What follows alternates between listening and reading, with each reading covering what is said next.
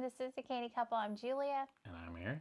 And today we want to talk about why water should be a top priority and prep on your homestead in the wintertime. But before we get started, we would really appreciate it if you would hit the like button. So water. This one comes up for us quite often just because we've been through many days of no power or a well pump getting hit by lightning. It's just so vital, especially if you don't have like a source of running water on your homestead. Water is the lifeblood of a homestead.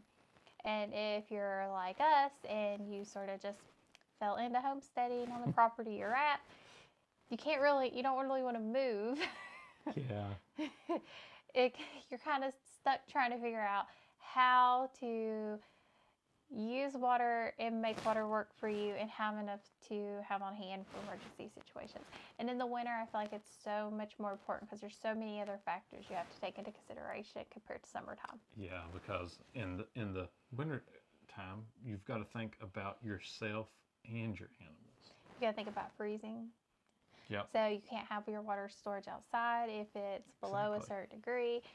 Even some areas where we've really put in really good preps and they've helped a lot keep the water thawed, it will still freeze if it gets down too low. Yep. And it is what it is. So water should be top prep on any homestead and really any home in general. You need to make sure you have enough water. So the first thing you need to do is you need to determine your needs. And this is not the human needs in your home. It's also the animal, like I've said there before, because you can't let them go without water either, like your chickens, your cows, anything that you have, you've got to make sure that they have water as well. And the bigger they are, the more water they're going to need. Exactly. So that's more water you're going to have. And I would say having to have enough water for a cow, that's a lot of water you would have to have on hand. I mean, most people that got cows, do have streams or something, but what if it gets down to 0-degree days? Are you prepared to go out and break up, the streams to get them some water? It's a real thing. It really is. It is around here. Yeah. It's around here. It becomes a real thing, especially if it's been really dry and the stream's really low. It's going to freeze. There's just no way around it. The other thing you have to look at, what are your concerns? So for us, it's bad weather, our well going out. Yeah. But if you live in the city, you have a whole other host of concerns, unlike anything we do. So we do test our water because we're on well water. Right. Our water came back really great. Good. Yeah. Really great. We already knew we had a lot of calcium because we have well water. That was normal. Yep. But it didn't come back, in a way that could harm us. But when you live in the city, you're on city water. You've got whatever they put into it. You have the possibility of contamination. Bad lines, busting, freezing. That's happened so many times. I can't tell you. Especially in our area because they don't maintain them, So how long are you prepared to go without water? And they're always underneath concrete. Yes. In our area. Is that what it's like everywhere else? Like they put them right up against the road. And I understand it's easy, you can lay a line next to the road. But it's like, then they put concrete on top. So they have to bust up the road, break up the concrete, and dig up the lines to replace the line. It's a piece, not the line, a piece. Recover it, it's just a whole mess. The other thing you have to think about are freezing pipes. So if you have like a 2-level home and your pipes are in like a garage, you're going to be more prone to freezing. Right.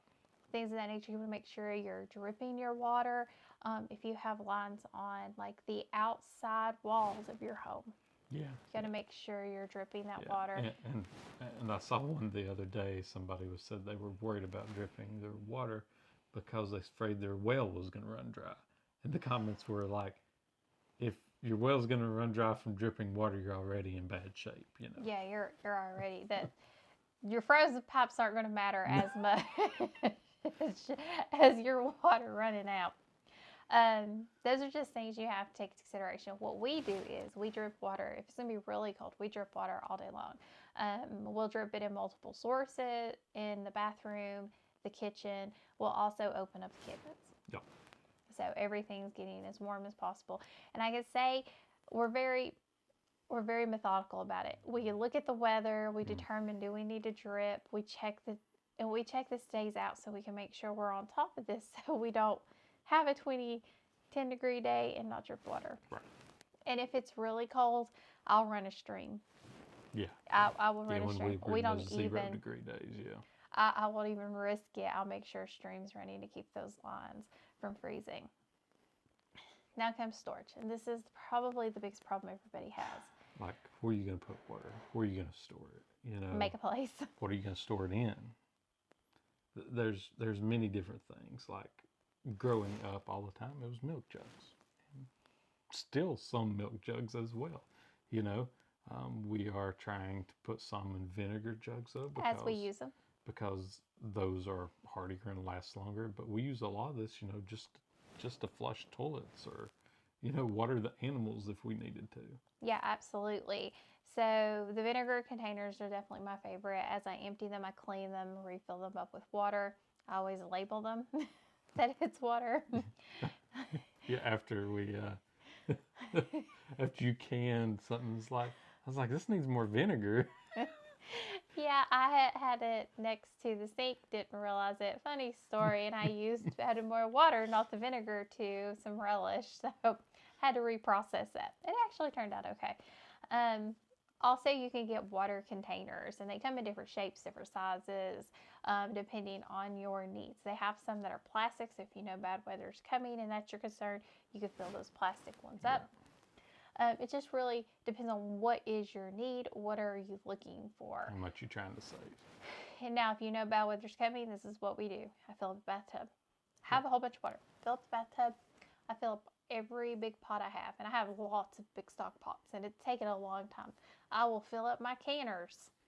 And they're big. They'll hold a lot of water. And this will be our first year with the big canner in really bad weather. I will fill it up too. And I will have my cabinets lined with every pitcher, everything full of water. Now, we might not drink all this water. We will use it to wash our hands. We will use it Flush the toilets to water the animals. Yeah. So we're not just thinking about ourselves. We're thinking about what our future needs are on our homestead. And I really do. It takes just a little bit of time for me to do this. It really does. It's worth every second. I'll fill up every empty jug we have in the house. And we'll just have that ready to go. The other thing we always do is we always have, and you might have noticed them, we have a few spare water bottles. I know they're plastic, but, you know, if you need water, you need water. And these are, we've lost water and we need water right now. Yep. We don't use these very often. Actually, when we use them, we're usually using them just to brush our teeth. Yeah. That's the main reason we use them, is to brush our teeth. We don't really use them for much other than that. We're so, we only get maybe one a year? Maybe, yeah. I mean, we had to buy a few more this year with the house remodel and some other things, but we haven't bought any since that last one. That was several months ago. We hardly ever use it. But it's always good to have at least one 12, 24 pack. And have filtration methods. Yes, the filtration methods. Whether it's life straws, whether it's a Berkey, you know, anything to filter out some water if you need Absolutely. to. That's so important. That is so important. We have the life straws. We also have a Berkey. They have the Aqua Pure. Is that the other one? You can also make them. A lot of people do the hacks where you could take the filters with the buckets and run it through. You have that as an option as well. You have to make sure you stay hydrated. It's just as important in the winter time to stay hydrated as it is in the summer. I drink way less water in the winter than I do in the summer. It's not good for my body. Yeah, you need to stay hydrated, especially like if you're outside working, shoveling snow, you know, moving firewood. You got to make sure you stay hydrated. Because your body, I feel like my body doesn't tell me I'm thirsty as much because I'm cold. That water is going to be cold. It's going to make me cold on the inside. So I typically tend to ignore it at that point. Know your local water sources. So in our area, it's springs. It is, you know, springs, or streams if you had to, your creeks, if you had to. If you have a But filter, if you have a Berkey water Yeah. filter, you can run it through. We had a stream. We went and filled it up. The water wasn't completely clean because it had been raining yeah, we use this just for the for, toilet, for the though. toilet. Is what we got them for that time. But it's something to know about just in case you need them. I mean, you should always know that for emergency preparedness, anyways. And if you don't have local water sources, or if you're looking ways to give yourself even more options, which to us, that's the ultimate goal of homesteading, to create options for you and your family, create your own water sources. Now, this is something we've started. You're going to see us push even harder on. Yeah, like rain barrels, etc. But see, at the same time, you have to think about it from a winter perspective as well, because these could freeze and bust. So how are you going to keep your rain barrels or your water source that you're creating from freezing up and destroying your storage area? Yep. We haven't found a good solution for ourselves. But I've been thinking. I'm constantly thinking about it, and Aaron, I'm like, what? I drive him nuts on this because he's like, God, she's gonna have me dig in. Are we putting them underground? Well, I know in the ground you can contain the temperature better. So I'm constantly thinking, but I'm also looking and thinking outside the box. So another idea I have is they have these pool mats for like outdoor pools. And what they do is you use them in the wintertime to keep the pool from freezing. It's clear and it helps solarize the pool. So I wonder if you have your water container, your water storage system in a sunny spot, if you were to wrap this around it and then use like hay or straw or something, some way to help create that greenhouse effect to create the heat and moisture inside of this area, if it might not work. Also using like black, like some sort of a black cloth, like silver would reflect the heat. We want something that's going to absorb the heat underneath it. So I want something to pull the heat and absorb the heat. What are you all doing to keep your water sources, without having to like set up a fire? Right. In the winter, or are you using?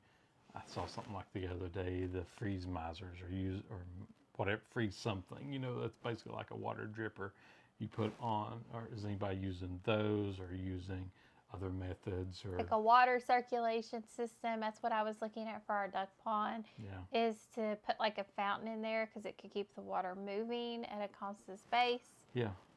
So I'd love to know. Yeah, paste below, put in the comments there below what you're doing. And we would really appreciate it if you'd hit subscribe. Yeah. So hopefully these gave you some, Insight. Inspiration. Oh my gosh, I need water now. Storage, Or these people are nuts. Nobody needs as much water. Yeah. But if you got any comments or questions, send them to thecannycouple@yahoo.com. Make sure to go over and check out our link tree and check out our other YouTube videos that we've got coming up for some good Christmas candy ideas, or